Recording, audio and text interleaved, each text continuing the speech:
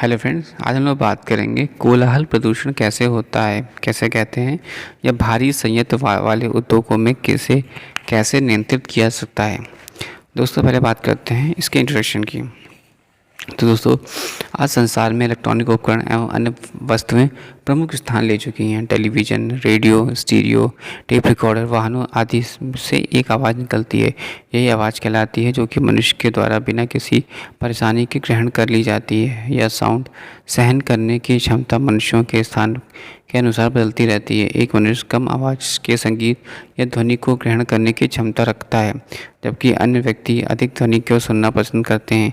इसी प्रकार ग्रामीण व शहरी क्षेत्र में भी इसका प्रभाव पड़ता है। ग्रामीण व्यक्ति शहर में कल कारखानों की मशीनों से उत्पन्न ध्वनि, वाहनों, लाउडस्पीकर आदि की ध्वनियों से परेशान हो जाता है, क्योंकि ग्रामवासी इस प्रकार की ध्वनियों के आदी नहीं होते हैं। अतः ऐसी ध्वनि जो मानव की परेशानी, चिड़चिड़ाहट, सिरदर्द आदि पैदा करे या खींच पैदा करती है, शोर कहलाती है। नॉइज़ शब्द की उत्पत्ति लैटिन शब्द न्यूसिया से हुई है। विभिन्न मतों के अनुसार शोर को निम्न प्रकार से परिभाषित कर सकते हैं। पहला, हैरल के अनुसार शोर एक ऐसी ना चाहने वाली ध्वनि है जिससे सुस्त ही बढ़ती है और कुछ उद्योगों दशाओं में इसका बहरापन भी होता है। Noise in unwanted sound which increases fatigue and under some industrial condition in cause deafness. J Tiffin के अनुसार शोर एक ऐसी ध्वनि है जो व्यक्तिगत तौर पर डिसएग्रीएबल है और व्यक्तिगत तौर पर यह साधारण कार्यों में बाधा डालती है। Noise is a sound which is disagreeable for the individual and which disturb the normal way of individual। Vitals के अनुसार शोर असुवाहनी या ना चाहने वाली ध्वनि है। Noise is a unpleasant sound, unwanted sound.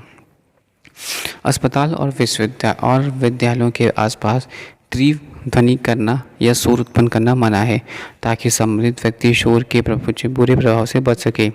अतः हम यह कह सकते हैं कि ध्वनि की आवश्यकता से अधिक न होना या आच्छादित ध्वनि शोर है।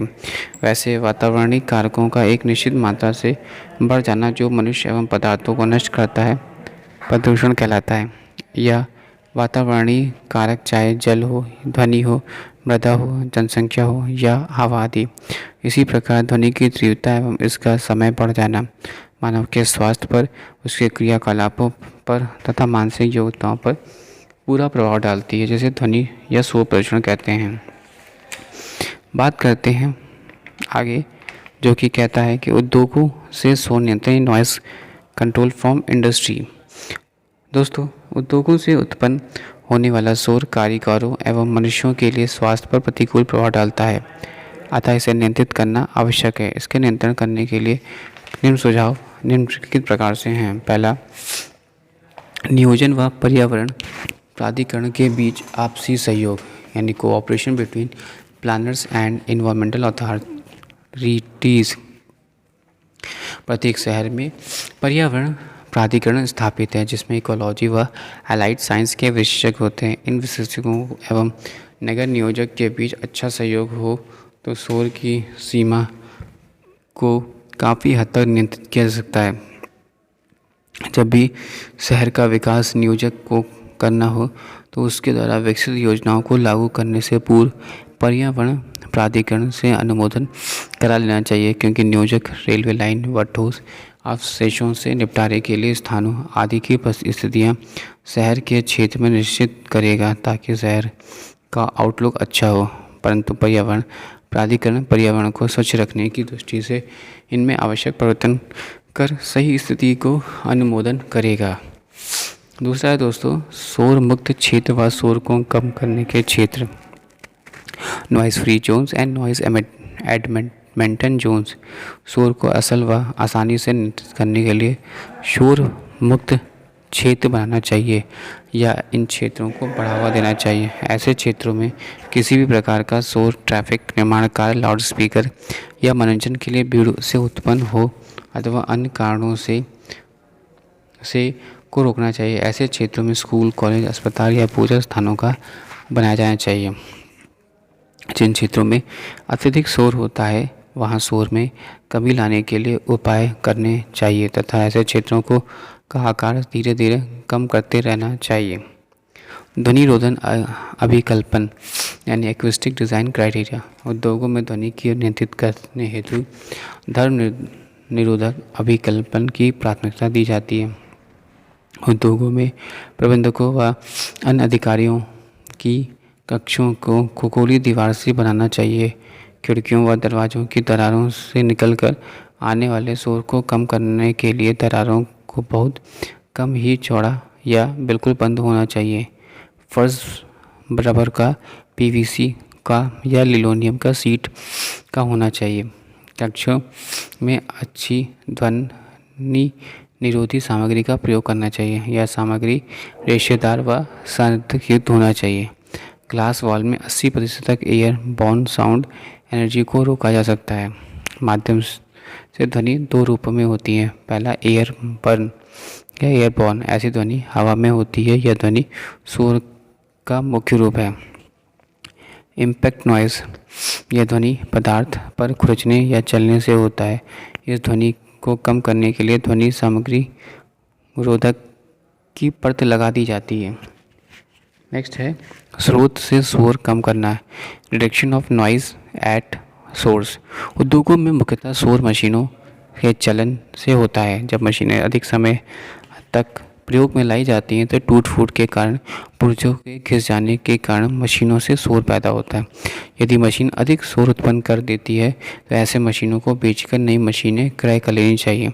कार्य समाप्त होते ही मशीनों का चलन बंद कर देना चाहिए। यदि मशीन अधिक कीमती है तो उस दशा में ठीक, परंतु शोर अधिक पैदा कर रही है तो ऐसे मशीनों के ऊपर ध्वनि अवशोषक पदार्थों का एक परत देकर कवर का प्रयोग कर लेना चाहिए। मशीनों का समय समय पर मरम्मत, सफाई और स्नेहन क्रिया तथा टूटे हुए भाग बदलते रहना चाहिए। शोर स्रोत का छानना, किसी मशीन द्वारा उत्पन्न किया जा रहा शोर कारीगरों के बीच एक नॉइज़ एब्जॉर्बिंग मटेरियल का पर्दा लगा दिया जाए तो ध्वनि ऊर्जा की काफ़ी कम तीव्रता कारीगरों के पास आएगी। अतः यदि मशीन खुले में आवासीय भवनों के पास रखी गई है तो जिससे नॉइज़ पैदा हो रहा है तो इस मशीन की ऐसी जगह स्थापित करना चाहिए जहां बीच में अवरोधक के रूप में दीवार आए, अथवा अन्यथा रबरिस्ट मटेरियल की पर्दा दीवारों या एंटी वाइब्रेशन पैड्स का प्रयोग कर ध्वनि संचरण को रोका जा सकता है। नेक्स्ट है रक्षकों का प्रयोग करके, यानी यूजिंग ईयर कार डिफेंडर्स।